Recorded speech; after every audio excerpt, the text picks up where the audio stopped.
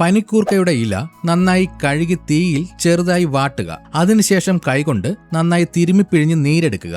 ഈ നീരിൽ അല്പം തേൻ ചേർത്ത് കുട്ടികൾക്ക് ചെറിയ അളവിൽ നൽകാം. ഇത് കുട്ടികളിലെ കഫക്കെട്ട് അലിഞ്ഞു പോകാനും ജലദോഷം, വിട്ടുമാറാത്ത ചുമ എന്നിവ കുറയ്ക്കാനും സഹായിക്കും. പനിക്കൂർക്ക ഇലയുടെ നീരിലേക്ക് അല്പം കൽക്കണ്ടം പൊടിച്ചത് ചേർത്ത് ദിവസവും 2 നേരം ചെറിയ അളവിൽ കൊടുക്കാം. കുട്ടികൾക്ക് കഴിക്കാൻ എളുപ്പമുള്ള ഈ കൂട്ട് വരണ്ട ചുമയും തൊണ്ടയിലെ അസ്വസ്ഥതകളും കുറയ്ക്കാൻ സഹായിക്കും.